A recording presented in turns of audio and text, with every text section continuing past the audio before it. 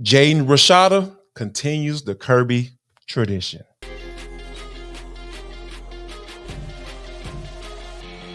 This is Locked On Sports Atlanta, and it's time for the Atlanta Football Party, only on Locked On Podcast Network, your team every day. Welcome into the Atlanta Football Party, your home for the best Georgia Bulldogs football talk. It's local insight you can't get anywhere but right here at Locked On. I'm your host, Tenitra Batiste. Alongside me are Jarvis Davis and Brian Gebhardt. Today's episode is brought to you by Game Time. Download the Game Time app, create an account, and use code LOCKEDONCollege for $20 off your first purchase. The Atlanta Football Party is also part of the Locked On Podcast Network, your team every day. So guys, did the NCAA get it right this time with the transfer portal and NIL? We're going to talk about that, and you may be able to get a tour in Athens from a top dog. We'll talk about that. And of course, being days away from the draft, what dogs are going to have some success this weekend. But first, let's talk about Kirby Smart rounding out a particular room of guys on his roster. So Georgia hasn't pulled any new talent out of the transfer portal, at least so far, but they might. They've still got until April 30th. Now, Kirby Smart has made it clear he'd like to have a fourth QB on this season. And there's been a lot of speculation about Arizona State QB Jaden Rashada, who has entered the portal and is reportedly visiting Athens today, according to SI.com. Now, for Georgia, Rashada presents a great amount of upside with short-term upside, long-term potential. He has more starting experience than any of the other second-string QBs on the roster. So, Brian, Rashada having that athletic upside and so many of the positives I just mentioned, do you think he's maybe that missing piece of the QB puzzle for Kirby? Yeah, I think this would be a huge get for Georgia. As I've thought about it more and more over the last couple of weeks, I think I'd freak out if Carson Beck really got hurt. You know, it's one of those like, okay, it really would be Gunnar Stockton. It would be a totally different offense. They would have to grind it out and find ways to win. And this defense is good enough to be able to do that. But to be a true national title contender, if Carson Beck were to go down, I don't know if that's the case. And I don't know if it would be the case if it would be with Rashada either. But as you mentioned just a moment ago, his upside, both short-term and long-term, is higher than Gunnar Stockton is. And to come into a team like that, I know he was sort of at Florida and then played a couple games at Arizona State. So for him to come in and have more experience than those other guys and really truly fight right away for that backup position, I think it's more important than people realize. Yeah, I think this will be right on brand with what Kirby Smart wants, and he wants to breed a competition, right? Specifically in the summertime, because that's when you really start to put the pads on. You really start mixing it up a lot, and you're able to see guys really kind of shine through as far as who's going to be the guy to get the game the most playing time. Now, I know some people may have some reservations about Jaden Rashada because of the whole NIL deal. Oh, it wasn't what I thought it was. Let me get up out of this commitment and everything like that. But in today's age, we're going to have to get used to that. So I think that right now with that fourth quarterback spot, and, you know, my biggest concern coming out of the spring game was Gunnar Stockton, because I felt like there were some throws that he made that probably should have been touchdowns. They were underthrown, and the wide receiver had to come back and make a play on the football in order to catch it, because we knew that, you know, he was the big time recruit, mobile quarterback and all that. But when you put in a situation where you have to throw the football, and the situation as far as spring practice goes is kind of built for you to be okay, you still don't quite look like you're up to par. So that's why I wasn't surprised at all when we saw this news of Kirby Smart coming in, and because it's a message to Gunnar Stockton. We know Kirby like to send messages, and two, it's also, hey, I want to have this fourth quarterback like you mentioned, T, and I want to breed competition and he don't want anyone to sit up there and be saying, oh yeah, I got this spot sold up. So yeah, I'm not surprised at all, and it'll be very interesting, like BG said, if he were to pull this one off. The other thing that's really interesting about this is that Rashada did start off as being that Florida recruit. So this would just be another one of those, like, Kirby jabbing the Florida program between. And listen, I know Rashada was Kirby Petty. But Georgia fans are sitting there going, oh, it's just another thing at Florida, another kick them while they're down sort of a thing. So this feather in the cap of like, oh yeah, Florida is sort of a non-relevant program right now because we're going to wind up with your quarterback 2 years later. And God knows how much you actually wound up paying him. Because I know it was reported up to like 13 mil. And then there's all these different things. So it'd be interesting to see him get paid by Florida. I'm sure he got something from Arizona State, and then to come to Athens after that. And for Kirby and the program to be able to reap those benefits would be pretty funny after what he's been through the last few years. So here's the question, and this is kind of late in the game, right? Because it's April 23rd, but let's say that Kirby says, okay, Jaden Rashada, let's go. Let's say Rashada says, let's go. Jarvis, how does that impact Gunnar Stockton in terms of his mental, in terms of feeling like he can still compete, possibly if, God forbid, but if Carson Beck were to go down this season, or once Carson Beck parts ways to head off to the NFL in 2025, how does that make him feel? Because, hey, like we said, we're a week away from when that transfer portal window closes, and you kind of be stuck there in Athens, possibly now going from the quote unquote heir apparent to being the second string QB to possibly falling down in the pecking order. I think he would have to have a conversation with his partner, Carson. Like, hey, man, I've been there before, with Stetson Bennett. Nobody saw that coming, right? Because Carson Beck was the next in line, and then next thing you know, there's a competition, and then Stetson Bennett just leapfrogs everybody and goes on to win 2 national championships. So, I think that this is the situation that Kirby will probably be able to handle the best, because they're kind of non-traditional when it comes to this quarterback stuff. Because once guys figure out that oh, I'm not playing, oh, I'm not next in line, oh, I'm out of here. But that hasn't necessarily happened at Georgia. Kirby has figured out a way to be very honest up front with these guys and say, hey, here's where you are, here's where you could be, and I'm not just selling you on where you could be. If you do these things, you do what I tell you to do, and from a developmental standpoint, you'll be in this particular spot, and then you're still not safe. So you got to make sure you do what you need to do in order to stay there. So I think this is a situation that most schools will probably say, you know what, Gunnar Stockton probably going to be out of here. But when you think about what Kirby Smart has been able to bring to the table, I think this is a situation where Gunnar he'll stick around and try to figure things out. And he has a guy that he can lean on in Carson Beck that he have a whole hard conversation with and say, hey, man, how did you deal with this?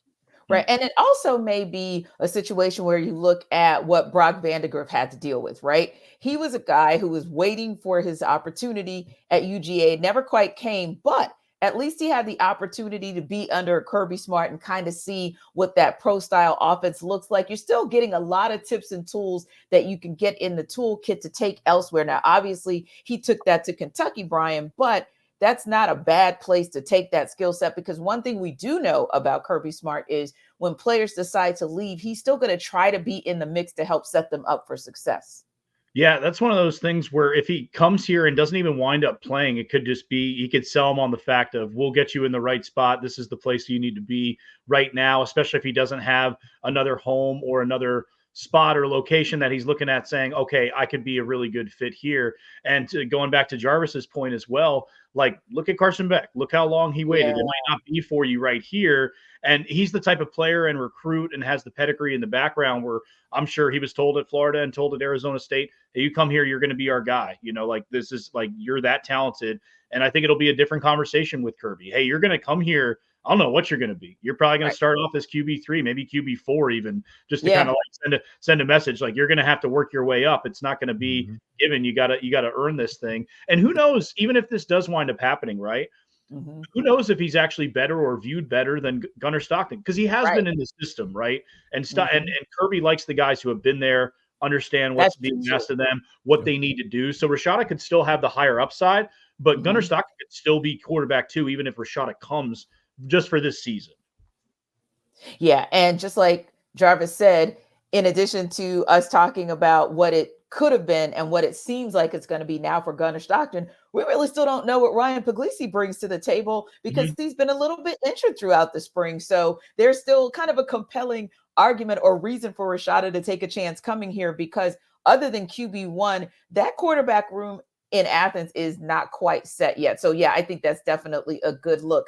So did the NCAA get it right this time with the transfer portal at NIL? And will our guys get it right with their picks for the NFL draft coming out of Athens. We'll talk about it when we go between the hedges.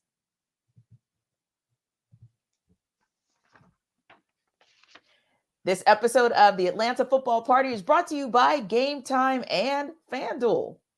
Game Time is now an authorized ticket marketplace of Major League Baseball, which makes getting tickets even faster and easier. Prices on the Game Time app actually go down the closer it gets to the first pitch with killer last-minute deals, all-in prices, views from your seat, and their lowest price guarantee. Game Time takes the guesswork out of buying MLB tickets, and I can tell you it takes the guesswork out of buying tickets for concerts as well.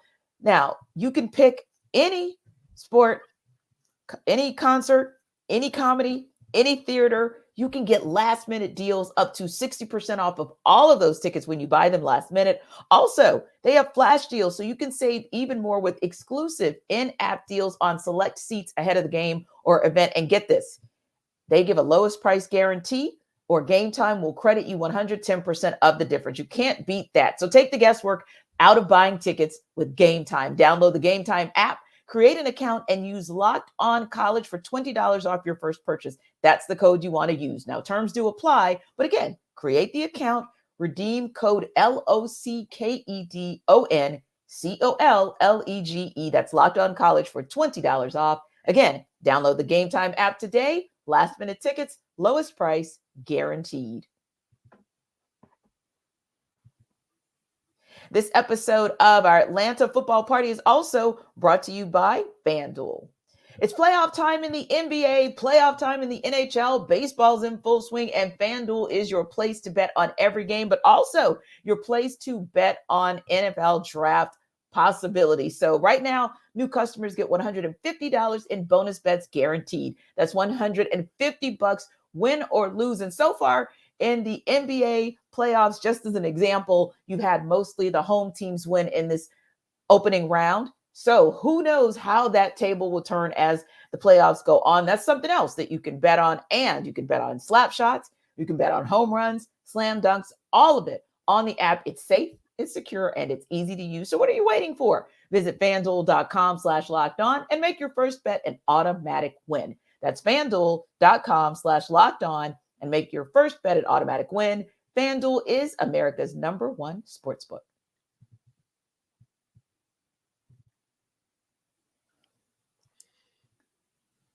All right, guys. Finally, we can at least say it's T-minus 2 days away from the opening of the NFL draft for 2024. I feel like whether you are, of course, we're here in Atlanta, so I'm going to say whether you are a Falcons fan, a Falcons reporter, whether you are a UGA fan, a UGA reporter, it's like we're all just waiting with bated breath to see what's going to happen in that first round. And we know that the Dogs always do extremely well in Christmas and April. In fact, 11 Dogs have declared for the draft. So Jarvis, I'll give you the names, not that you guys need to know, but just for our audience: Brock Bowers, Amarius Mims, Lad McConkey, Javon Bullard, Kamar Ler, Cedric Van Pran, Tyke Smith, Marcus Rosemy-Jacksaint, Juwan Edwards, Kendall Milton, and Zion Logue. Where do you see, and we're just going to kind of go one by one if you guys don't mind. So where do you see them landing, meaning which round and or team where you think they'll be a good fit? Jarvis, we'll start with you with Brock Bowers, then we'll shift to BG, and then we'll kind of run through these guys. I'm interested to see where you guys land with each and every one. Let's start with Brock. You know what? To be honest with you, I think that the first team that comes to mind that I feel like that would be a great fit, and it all depends on whether or not Aaron Rodgers can stay healthy. I think the New York Jets right there at 10, that would be amazing for Brock Bowers to go to. Look at the Giants fan wincing. I know it makes so much sense, but I hate it so much. But it was with a caveat. It was a caveat, BG. If Aaron Rodgers stays healthy, because Tyler Conklin, he's fine. He's a fine tight end, but I really feel like adding a guy like Brock to that equation with Garrett Wilson and Breece Hall, that would just be very Madden-like, very Madden video game-ish if Aaron Rodgers is able to stay healthy. So I think that would probably be the best fit. BG, what you got?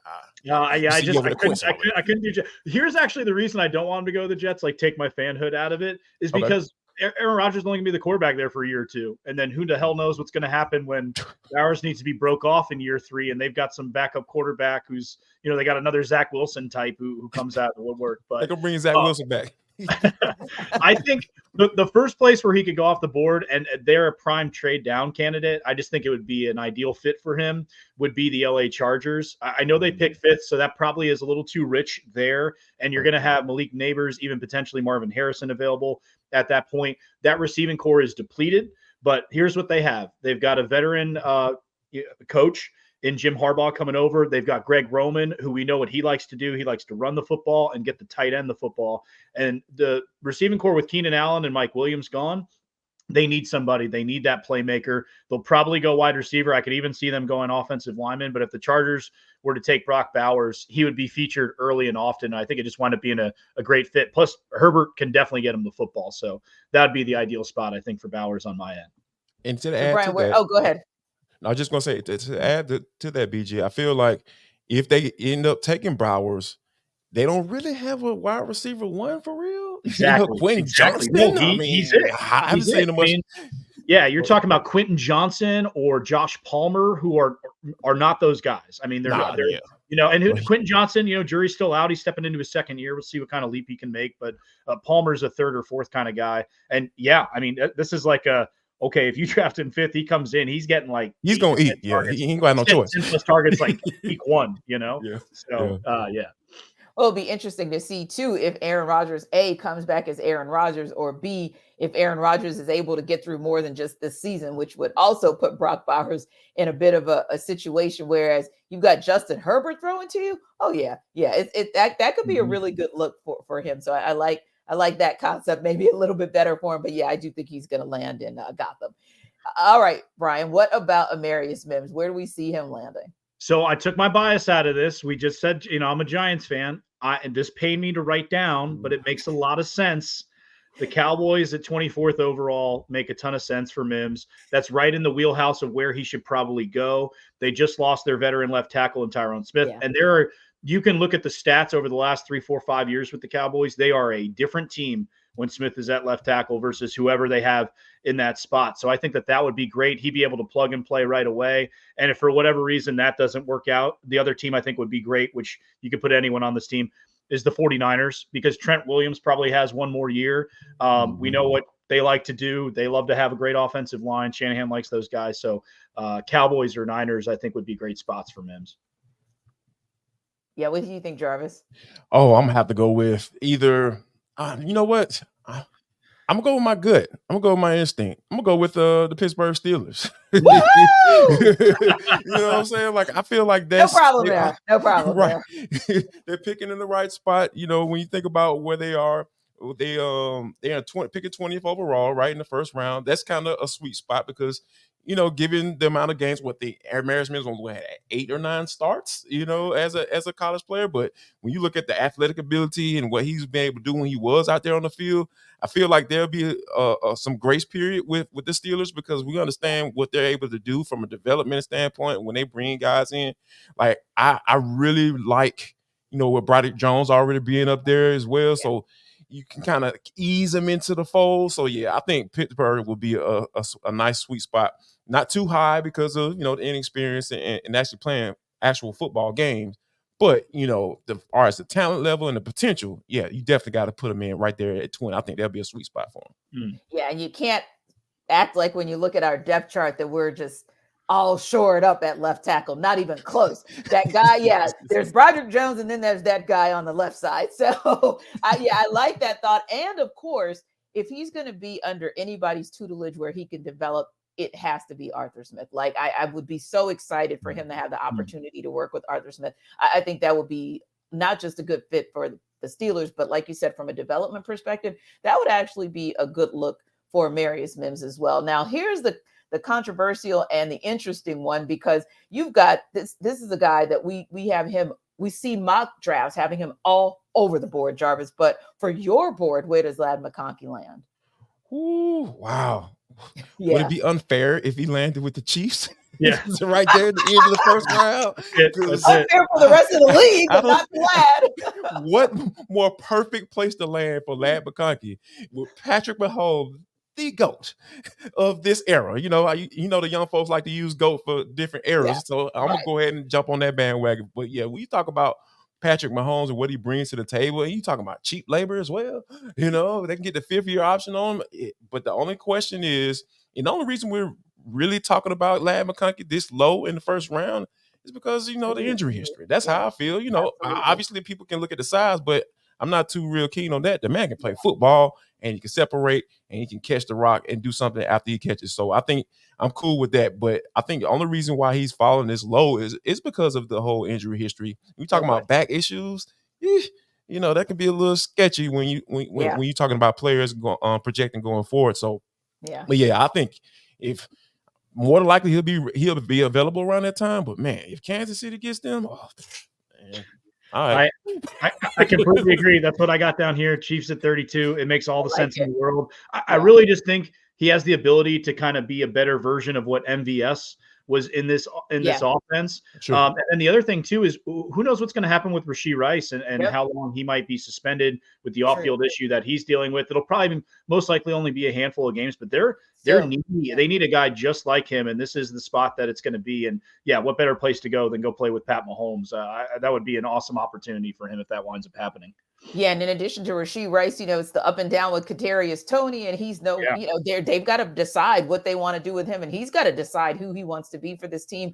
And like you said, with Marcus Valdez Scantling moving on, I think this is a really great spot for him. And hey, sometimes it happens like that. Unfortunately, your draft stock goes down, but then your probability for being a champion again goes up, and that's what could happen for Lad McConkey. I think that's a beautiful thing. Now, let's go with one more before we wrap up. And if you guys are okay with this, because I'm loving this, let's take it to the other side and kind of finish it out. I think it'll be a cool thing, especially because we know we'll be able to react to all these guys come next Tuesday. But let's talk about Javon Bullard. I think there's a great opportunity there, Brian, for him. And that's a great opportunity for some team as well who might need a little bit of help shutting down some quarterbacks. Yeah, I cheated a little bit with this one. I cheated on a few of them. You'll notice. I couldn't.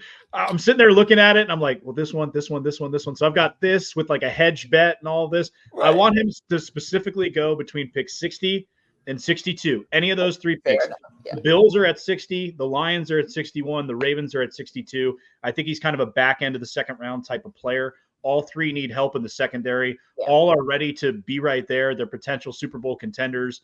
Any of these teams have a chance to win it all. And they all could use a guy like Bullard and the experience that he's brought and the winning capability and the playmaking ability. So if I have to choose any of those three, I'm always going to default to the Ravens just because it just seems like things work out when they go there. It's always good to be a DB in Baltimore. They always figure it out. So I'm going to go 62 overall in the back end of the second round to the Ravens.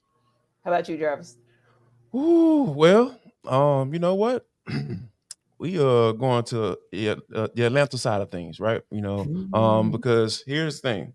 I feel like he's a second round type guy, BG, but I feel like he may slip into that third round. I'm pretty got my gut telling me that he's gonna fall into that third round. And you know, the Falcons got 2 third-round picks. So, you know, they're gonna take care of all the needs and everything in the first and the second. So you talking about being able to pick up a player that's a ball hawk. This dude is a ball hawk. That is his elite trait. We talk about elite traits, right? That'll transfer to the next level. Being able to track that ball down and turn teams around when they're driving, that's what Javon Bullard does, and that's what the Falcons have an issue with. They can't take the ball away. So I feel like they can get the Falcons should be able to grab him with their first 7-4 overall pick right there in the third round, right fairly in the beginning of the third round. So yeah, I feel like he'll be an excellent fit for the Falcons. Somebody who could take the ball away and get an offense extra possessions. Yeah, I think that's probably why I would lean just a little bit to the Lions, although I wouldn't mind if the Falcons got him, even if they have to move up a couple spaces to get him. But I do like that Lions one because we all know what happened in that NFC Championship game. They need help being able to, I'm just going to leave it right there. I don't even need to say much else, right? All right, guys, when we come back, we're going to continue with our NFL draft conversation about where we think the rest of the Dogs might land in Who Got Next. This episode of our Atlanta Football Party is brought to you by Monopoly Go.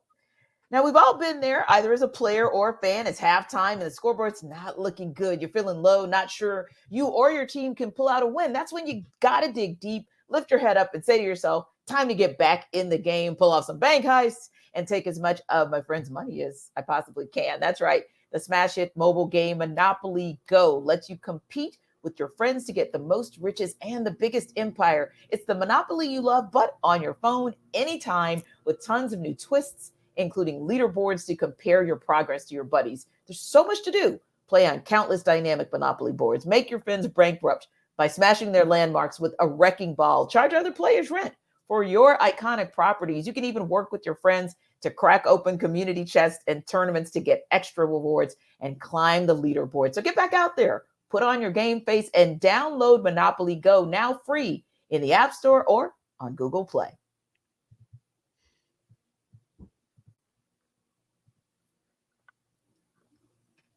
All right, guys, as much as we'd love to talk about, we got so many things to talk about. Let's just be real. Everybody wants to kind of know where you guys want the rest of these dogs to land. So let's continue. We were talking a little bit about what's going on the defensive side of the ball. So let's stay on the defensive side of the ball, Brian. Let's talk about Kamar Ler and where you think he might land.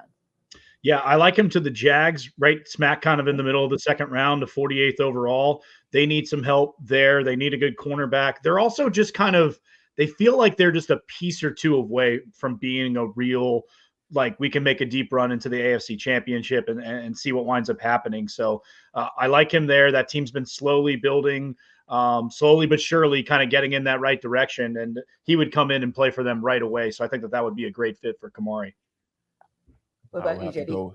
I'm gonna have to go with the Indianapolis Colts. We know they need secondary help. I think Kamar Ler is a guy that, when you think about, not necessarily going to wow you with speed, and we know that Indianapolis hasn't necessarily had the fastest corners, but those guys we talk about run zone coverage, being aggressive.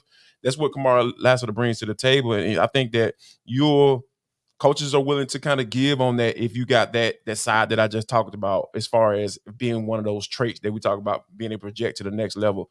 He's aggressive. He's a guy who does not come. He's not scared to come up and make a tackle. We understand that, and he's willing to challenge wide receivers. But just on the back end, as far as not that top end speed, it doesn't necessarily put that on display for a lot of the time. So I think Indianapolis will be a solid fit for him as well. Mm-hmm.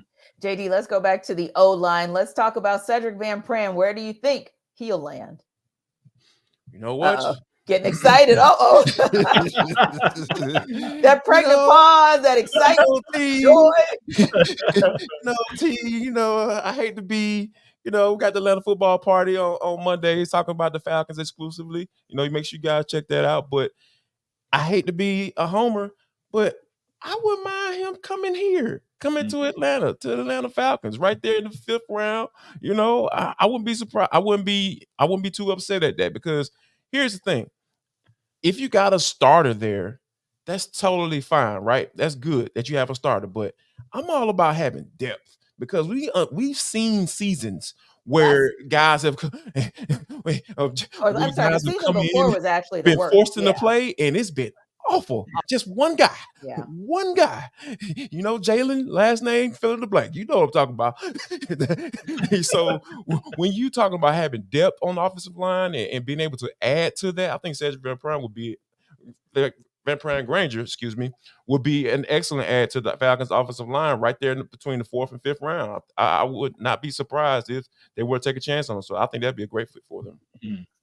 I think wherever he winds up, it's going to be an awesome fit from a locker room standpoint. This guy, he's probably the last, since Jordan Davis got drafted a couple years ago, he's probably my favorite just player on the team in terms of personality, talking to, just kind of chit-chatting with. If anyone ever gets a chance to interview him, he's awesome.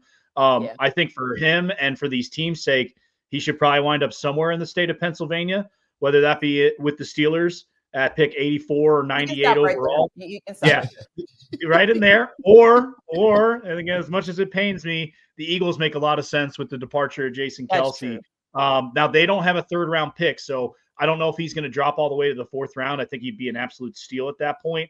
I think someone will talk themselves into Van Pran in that mid late third round. And the fact that the Steelers have 2 picks there, I think he would be a great fit. And like we mentioned earlier with Mims potentially being a Steeler, Tomlin's slowly accumulating a lot of Bulldogs. He's got a lot of Kirby coach guys. He likes these guys. He understands the physicality. He knows the mindset, what they bring to the table. So he would be a great fit on either of those teams. Yeah, and Arthur Smith actually was able to, not in the case of Jalen, but that other guy whose name we will not mention again, but that center position is one of the examples of how Arthur Smith was able to at least get something out of nothing at that position, and actually in a couple different spaces across the O-line for the Falcons. So again, I think that might be a great spot for him. And yeah, I mean, Pittsburgh is kind of becoming Athens North, so why not add one more dog to the mix? I'd be happy with that as well. All right, guys, let's go back to the defensive side of the ball. JD, where do you see Tyke Smith landing? Wow. I think Tyke is definitely going to be a guy that I feel like going to be that 4th, 5th, maybe even 6th round. So he's going to be valuable on special teams. So when you talk about special teams that value special teams, you got to look at the Buffalo Bills. They lost quite a bit on the back end of their defense, like BG mentioned earlier. Also, I would throw the Ravens out there as well. That seems like they get those type players, right? The guys that can just have a lot of different skill sets that they can put together, and figure out a way to get those guys on the field. And I think he's going to start with on special teams with Tyke Smith. Yeah. Yep. I've got the exact same 2 teams written down here, specific picks and everything. There's a run from 128 to 133 where the Bills have 2. They got 128, 133, and the Ravens have that 130th pick. I think that's where he's going to go, somewhere in that 4th round. I'll put him on the Bills since I put Bullard on the Ravens. Ravens can't have everybody. Also, I want to make Tenitra happy because she's an awesome host. We can't just put everybody good on the Ravens. Right. Exactly. I'll never get out of the division. It's already a long road for us to get out of the division. But yeah, you keep stacking them and it's like, man, listen. All right. What about Marcus Rosemy-Jacksaint? What do you think? Where does he go, BG? I think he is a Patriot. And, it's one of those things where everyone's going to view the Patriots as this completely different organization now with Bill Belichick on. And to some parts, they're probably right about that. But Mayo came up through Bill Belichick, and they're like, there's going to be some overlapping, give me a physical wide receiver later in the draft. They've got a couple picks in the 6th and 7th round. They got 180, 193, 231 overall, because he's probably going to drop down into that range, but he's going to be, a contributor on special teams. Maybe he gives you something on the offensive end, but they could replenish those guys. And I think correct me if I'm wrong, you guys may or may not know this, but I believe Matthew Slater, the guy who played special teams there for 1,000 years and was like a Pro Bowler every year. He retired. He finally retired, right? Yeah, he finally retired. We got to figure out a way to Yeah. replace him too. I mean, he was a guy. It was always the special teamer talked about that wasn't a kicker or a punter. So, but he just feels like a Patriot to me, Rosemy-Jacksaint. I would probably have to go with either. For me, it'll probably be the Texans. I feel like that'll be a good fit for him. And then, to be honest with you, I'm gonna throw a little wild card in there. How about the Los Angeles Rams? Because they've seemed to be able to find value later on. Not saying that he's gonna have a Puka Nacua type situation, but I feel like I trust Sean McVay when it comes to working with those wide receivers, because we know how much those guys are in 11 personnel and they use multiple receivers and guys get injured all the time. So I feel like there'll be, and with Cooper Kupp, who knows what he's gonna be. So I feel like getting a guy this late, and obviously his entry into the league is gonna have to be special teams, and those guys talking with Marcus and lad McConkey, those guys understand the value and the importance of playing special teams because of Kirby Smart. So I really feel like that'll be the type of team he'll fall with. And just a couple more real quick. Jarvis, let's go with Daijun. Where do you think Daijun Edwards is going to land?